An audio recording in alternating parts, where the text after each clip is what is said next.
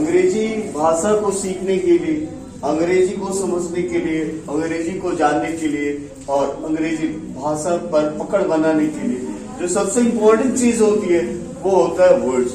Words से ये शुरू होता है और वर्ड्स से खत्म होता है। शब्द के अलावा और कुछ भी नहीं है लैंग्वेज में, ये बात स्पष्ट है।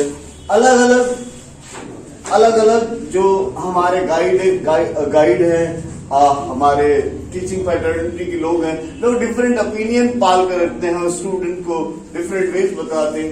पर मैं तो एक ही रास्ता जानता हूँ, बस सीधा चल मिल जाएगा मधुशाला। आइए आगे बढ़ते हैं और हमारे सामने अभी मात्र तीन वर्ड है।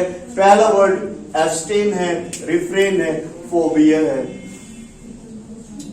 अगर आप गौर करें तो ये तीनों वर्ड लगभग एक समान मीनिंग रखते हैं, और लेकिन क्या ये बराबर है अपने यूज में? नहीं जी, नहीं। मीनिंग लगभग सबके समान है, सिमिलर है, एक ग्रुप है, जस्ट ग्रुपिंग ऑफ वर्ड्स है और तीनों एक समान मीनिंग रखते हैं, लगभग समान मीनिंग रखते हैं। लेकिन अगर हम इसके अंदर जब इसको झांकेंगे तो ये कभी भी एक परफेक्ट मीनिंग नहीं, एक मीनिंग को इस्तेमाल में नहीं ला सकता है। अगर एक ना रहे तो एक के बदले दूसरे को हम इस्तेमाल कर सकते हैं, लेकिन ऐसा नहीं है कि एब्स्टेन और रिफ्रेन एक ही गाना गाता है, ऐसा नहीं। राइट, आइए सबसे पहले अब यहाँ एब्स्टेन को देखें। एक सिंपल सा एब्स्टेन का मीनिंग होता है परहेज करना, दूर रहना। बस एक छोटा सा सेंटेंस बताते हैं, ही एब्स्टेन्स फ्रॉम अल्कोहल। अगर आप गौर करेंगे तो इसका मतलब होता है कि ये अल्कोहल से वो दूर रहता है।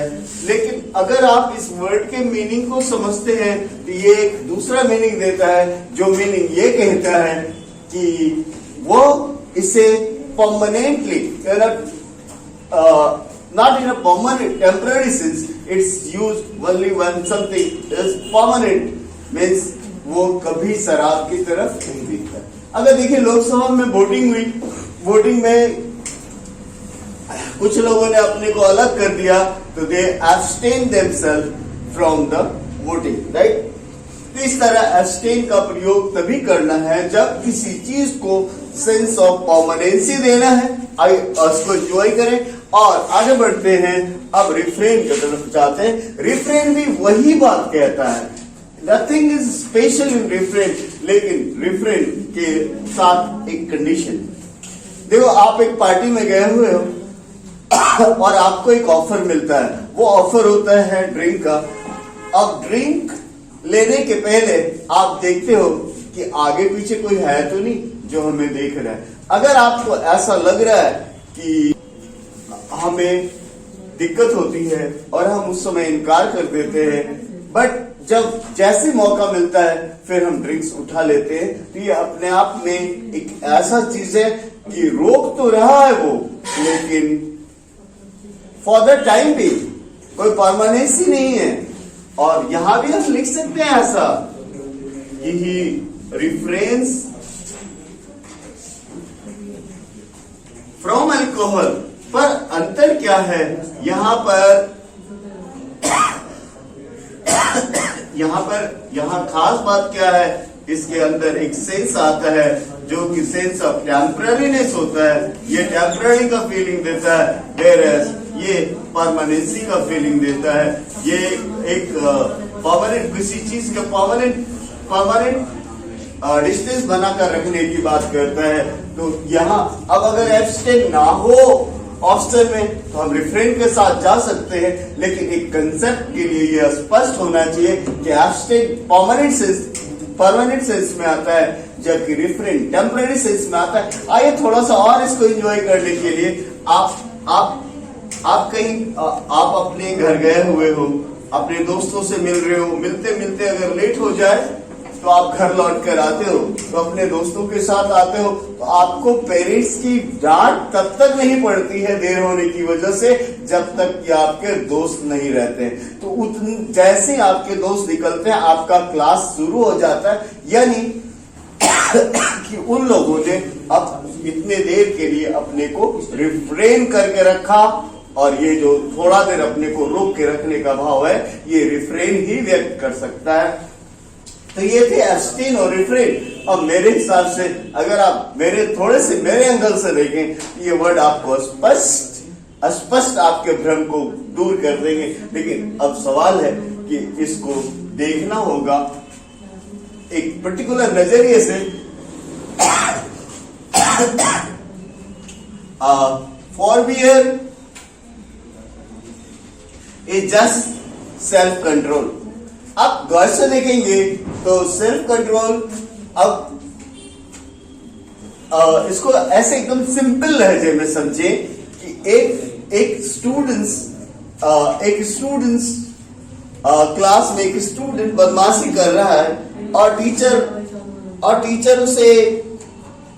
टीचर उस पर कोई एक्शन नहीं ले रहा है, तो यानी वो अपने को स्टोर किए हुए है। ये यही तक की बात नहीं होती है। अब मान लीजिए आप एक मॉल में हैं, वहां सेल्स गर्ल या सेल्समैन थोड़ी सी बदतमीजी कर रहा है और आप चुपचाप उसको अगर टॉलरेट कर रहे हैं तो आप फॉरबियर कर रहे हैं। तो इस तरह के सेंस में जब हम वर्ड की हमें जरूरत होती है तो हम फॉरबियर के साथ जाना पसंद करते हैं।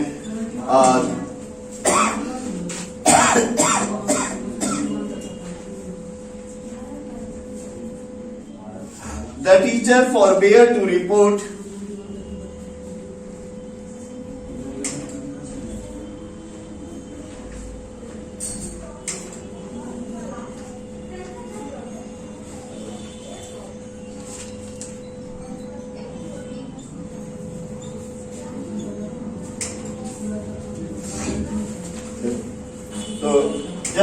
the teacher forbade to report, और जस्ट ध्यान देंगे थोड़ा सा, द टीचर, इसका टेंस बदल लें,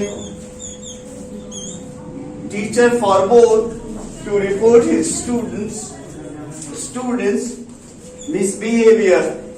दैट इज व्हाट कि शिक्षक ने छात्रों के मिसबिहेव को रिपोर्ट नहीं किया। That is what it is. That is what it is. That is what the function of phobia। और इसके पहले था रिफ्रेन। रिफ्रेन क्या बताता है?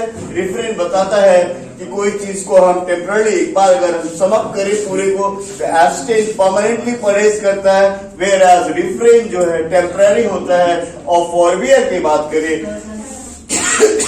तो फॉरबियर सेल्फ कंट्रोल डिनोट करता है, यानी हम किसी चीज को जस्ट टॉलरेट कर रहे हैं, उसे फॉरबियर कर रहे हैं, मीन्स सह रहे हैं, अपने आप को आत्मनियंत्रित रखें। That is what is the meaning of forebode, and that is the word, that is the group which is just before you. If you think this in my model, you can exactly in my way, if you think in my way, you can exactly assimilate these words in your own language। Thanks। We'll just very soon give you the next group